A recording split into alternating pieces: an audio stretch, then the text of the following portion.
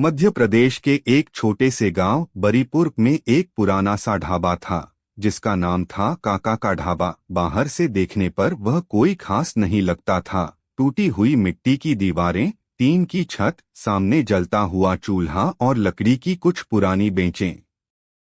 लेकिन पूरे इलाके में उसकी ऐसी पहचान थी कि दूर दूर से लोग सिर्फ वहां का खाना खाने आते थे।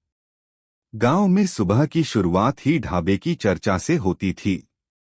कोई कहता काका के हाथ की दाल जैसी दाल कहीं नहीं मिलती, तो कोई कहता उनकी तंदूरी रोटी में पता नहीं क्या जादू है। ढाबे का मालिक था लगभग 60 साल का बूढ़ा आदमी जिसे सब काका कहकर बुलाते थे। उसकी सफेद दाढ़ी, माथे पर पसीना और चेहरे की मुस्कान गांव वालों को अपनेपन का एहसास दिलाती थी। कहते हैं कई साल पहले जब गांव में सूखा पड़ा था और लोगों के पास खाने तक के पैसे नहीं थे, तब काका ने महीनों तक लोगों को मुफ्त में खाना खिलाया था। शायद यही वजह थी कि गांव वाले उस ढाबे को सिर्फ दुकान नहीं बल्कि अपने परिवार का हिस्सा मानते थे। हर शाम ढाबे के सामने भीड़ लग जाती। ट्रक ड्राइवर, किसान, स्कूल के मास्टर, शहर से लौटे मजदूर सब वहीं बैठकर खाना खाते और बातें करते। ढाबे में हमेशा लकड़ी के चूल्हे पर कुछ न कुछ पकता रहता। घी की खुशबू दूर सड़क तक पहुंच जाती थी। गांव के बच्चे अक्सर स्कूल से लौटते हुए ढाबे के सामने रुक जाते और काका उन्हें मुफ्त में गुड़ या गर्म रोटी दे देता। एक दिन शहर से एक बड़ा फूड ब्लॉगर गांव में आया। उसने सोशल मीडिया पर सुना था कि इस छोटे से गांव का ढाबा बहुत मशहूर है।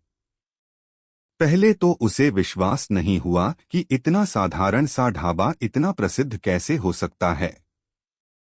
लेकिन जैसे ही उसने काका के हाथ की दाल, सरसों का साग और मिट्टी के कुल्हड़ में बनी चाय पी, वह हैरान रह गया।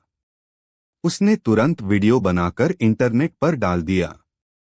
कुछ ही दिनों में काका का ढाबा अब वहां रोज शहरों से लोग आने लगे। बड़ी बड़ी गाड़ियां ढाबे के सामने रुकतीं। यूट्यूबर, पत्रकार और पर्यटक सब उस ढाबे को देखने पहुंचने लगे। लेकिन इतनी प्रसिद्धि मिलने के बाद भी काका बिल्कुल नहीं बदला।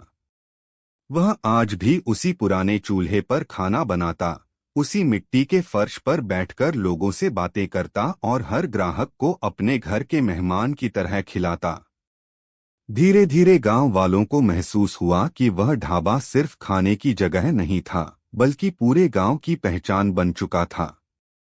लोग कहते थे अगर बरीपुर की आत्मा कहीं बसती है तो वो काका के ढाबे में है।